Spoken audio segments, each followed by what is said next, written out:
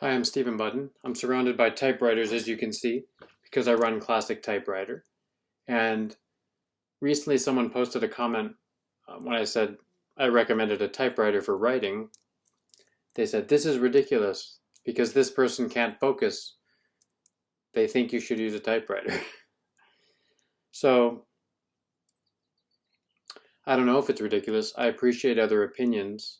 If it is ridiculous, label me ridiculous because I think there are profound ways to focus in this world, and most people don't focus at all, so focusing is a superpower, as Cal Newport attempted to show in Deep Work, and many others have attempted to show. So the person that commented, let's just look at their writing.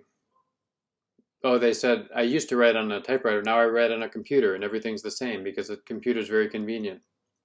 So let's look at the writing, let's see how it looks. Let's see how it flows. Let's see if it taps into the realms of the unconscious. Let's see if it prompts creative responses to the world.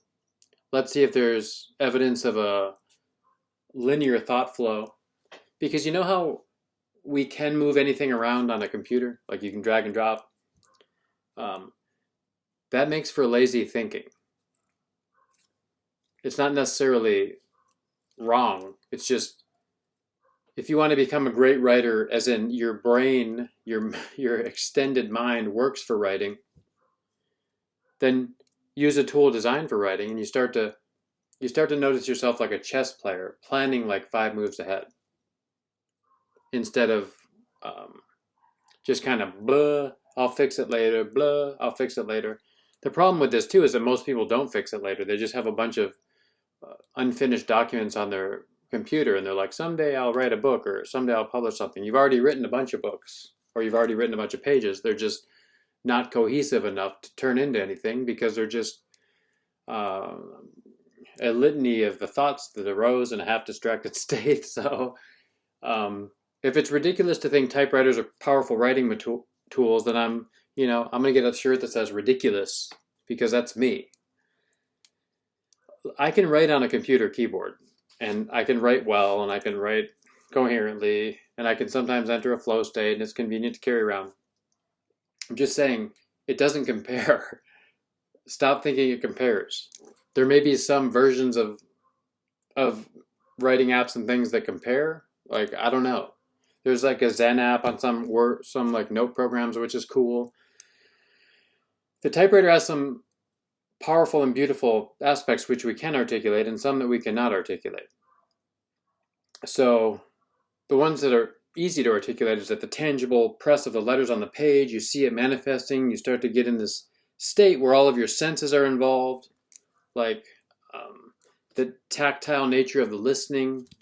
These all like come online in a way that's, when I say the part that's hard to articulate, it's because a computer clacks and it kind of whirs and the machine is buzzing. If you want to get more esoteric with it, Rudolf Steiner said that anytime you communicate electronically, there's this Armonic influence. Be that as it may, it's like the reason why when you're on social media, someone who's very polite in person will be like, you jerk, I'll kill you, I'll murder your mother, blah, blah, blah, blah. Because there's this Armonic influence that gets in the way. So what does that have to do with your writing, this screen influencing your thought flow, your mind, your perception? It may not be your writing. It may just be this, what you could call this Armonic influence. And let's just say it's the way, if you don't want to adopt any kind of spiritual cosmology, because Steiner was a clairvoyant, he could see different things that we may or may not be able to see now in this modern age, and based on our individual faculties. So, like, let's just label it as whatever that quality is that affects writing. How does the screen influence what comes out? How does watching something parade across the screen as the words are populating affect your cognition and what the next piece of the line is? How does the grammar check and the spell check and the suggestions, how does the bing, bing, bing, the notifications? Early writers, when typewriters came out, they thought or when computers came out, they thought computers were useful tools, so they'd often stick a Ethernet cable in the computer and cut it off so that they couldn't get internet. Because what monkey mind is not going to turn to this beast of a thing that has endless, like, everything primal desire in it? Shopping, the promise of making money, like naked bodies. You can't defeat that. Why are you trying to? And so the reason I'm ridiculous is because I just say, hey, I can't defeat that. Sometimes I just want to write. And that's what I do. When I have a typewriter, I sit there and I write. The world falls away. It takes about a page to get into this deep, beautiful, profound state of flow. And you won't get there right away. You have to learn to type.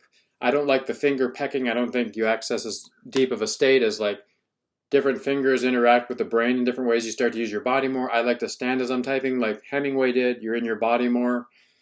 I was just reading this book called The Extended Mind about how like movement affects thoughts, and a lot of what we think are emotions or thoughts, they rise out of the body, not out of the brain, as we always think. So this radiologist at the Mayo Clinic started reading his scans while walking on a treadmill, and there was like 15% more accurate as they implemented this across the test group. Because moving makes your mind work better, your senses work better. We're designed to be, out hunting and seeing things and moving. We're designed to move. So if you're sitting in this little state, or you're on this little phone, or even if you're talking into a phone, like there's a limit to being still like that. Be still sometimes with an active mind. Be active sometimes with a still mind. And figure out a way to walk and move and flow with the words. Again, I'm Stephen Button. I'll see you on the other side. Good luck.